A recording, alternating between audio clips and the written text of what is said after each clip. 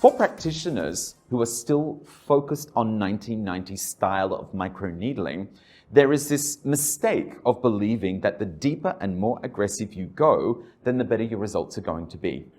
This is not true. One of the pioneers of microneedling, Dr. Des Fernandez, a Cape Townian-based plastic surgeon who developed the 3mm stamp and roller, reassessed a lot of his earlier work from the 1990s in 2007 with his German counterpart, Dr. Matthias Aust. What they established is that you can achieve the same level of collagen activation, collagen synthesis, collagen regeneration, and collagen stimulation from 3mm of depth as what you can with just 1mm of depth. So we understand with new approaches that deeper and more traumatic does not equal better.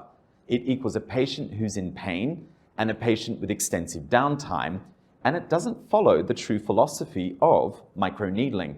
And in this case, the patient's not going to return.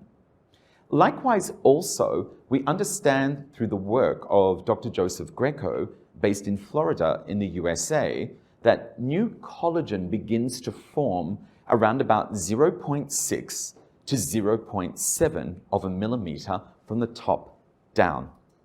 This is very different to how most practitioners believe that it's formed from the bottom up. So again, I urge you to understand that deeper and more aggressive blood procedures does not equal a better result.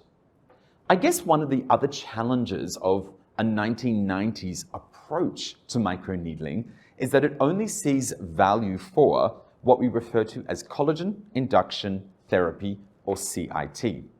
This is the fancy term for treatment of deep and superficial rhytids, anti-aging, skin rejuvenation. This refers to treatment of scar revision, but also the treatment of striae. Three things. The challenge of this, demographically, when I look at the Canadian market, the number one reason why a patient will come and visit you is going to be for skin rejuvenation, anti-aging. The second reason, however, is for dyschromia, particularly hyperpigmented disorders. Number three is the vicious cycle of acne, followed by post-acne scars.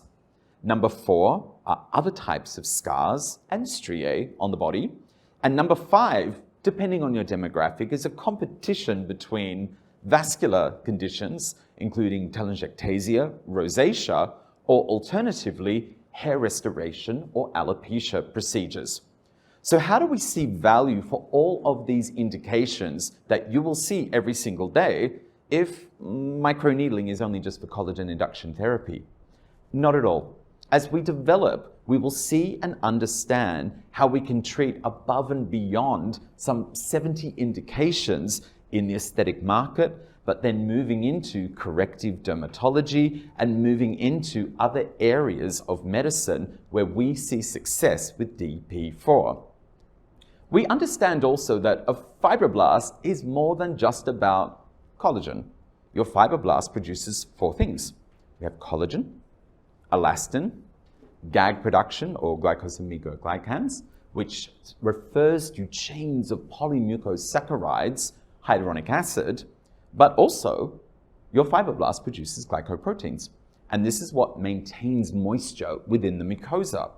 So the dentistry market have taken advantage of this and used DP4 for conditions such as dry mouth syndrome to activate glycoproteins for moisturization of the mucosa, but even innovation for the treatment of receding gums.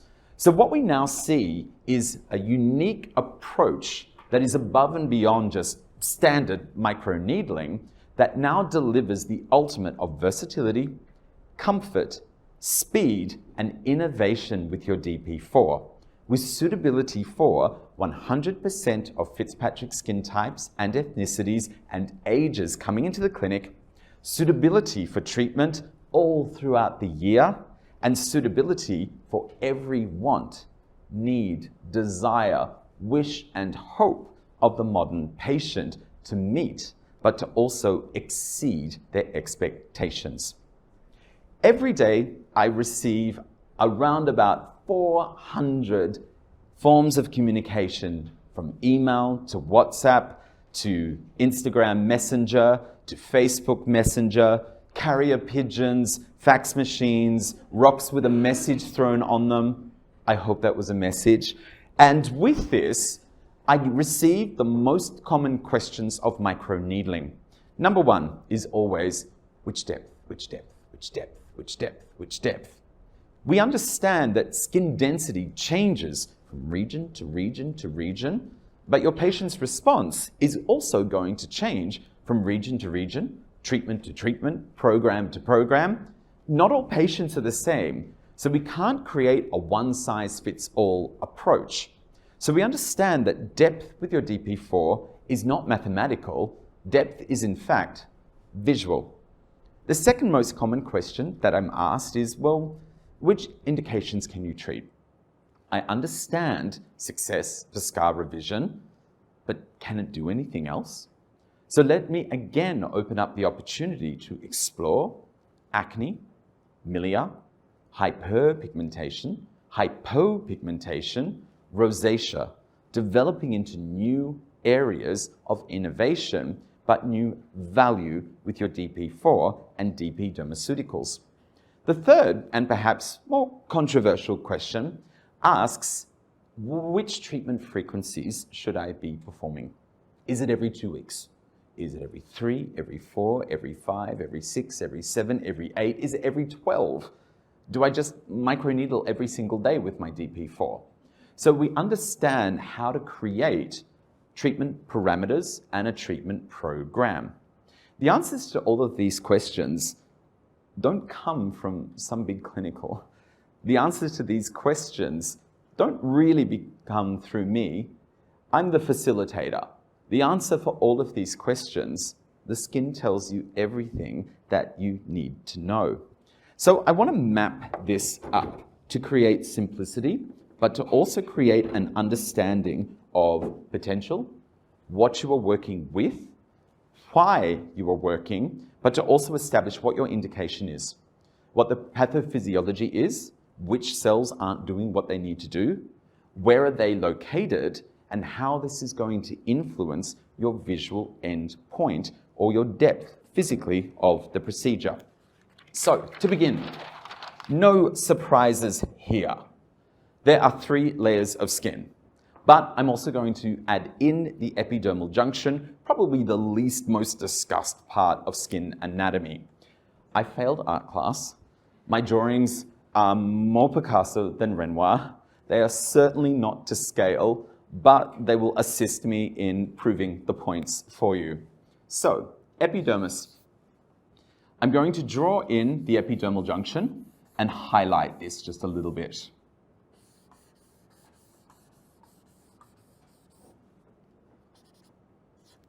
Dermis, and then hypodermis down the bottom. Already you can see I'm not very good with scaling. But I want to show that there is a very big biological difference, a very different cascade, whether your needles are here, here, or here. So with this, we understand that going deep every single time for every patient doesn't take into account that you have different cells, different responses, different cascades that will occur in the different layers. But we also take into account that there's sublayers as well. There's no sublayers in the hypodermis, but there's 2 sublayers in the dermis. We have papillary up the top, reticular down the bottom. There are 7 sublayers in the epidermal junction. However, let's move on to the epidermis. The epidermis has 5 sublayers: basal, spinosum, granulosum, lucidum, corneum.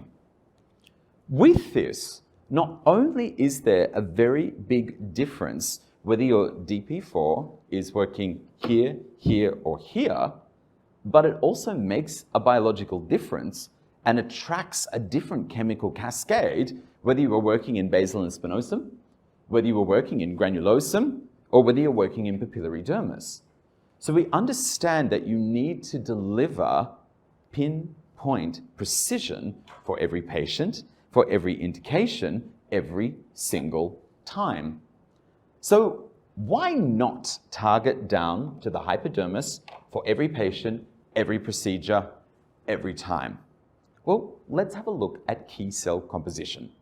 The most dominant cell that you find within the hypodermis is an adipocyte or a fat cell. The adipocyte accounts for around about 87% of cell composition.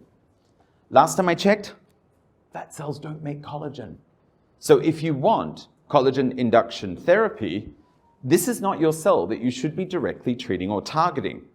So mathematically, if your adipocyte accounts for 87% roughly of cell composition, this means you haven't got a lot of potential for other cells, particularly fibroblasts. So your fibroblast or your collagen producing cell is found in the hypodermis, but only accounts for around about 5 to 7% composition. That is not a lot of potential. So with this, where do we now place our needles if our maximized potential isn't here? Well, it's not here either if you want collagen induction therapy. There's no fibroblasts within the epidermis. So let's have a look at where we have an abundance of potential. The fibroblast exists within the dermis as the most dominant cell. And the fibroblast in this case accounts for around about 85% of cell composition. So with this, what we understand is that as the most dominant cell found within this area, but also as the cell responsible for the production of collagen, elastin, GAG production, and glycoproteins, if you want collagen induction therapy, here is your highest potential. Not down here where there's only 5 to 7% potential, but not up here where there's no fibroblasts or collagen potential coming through.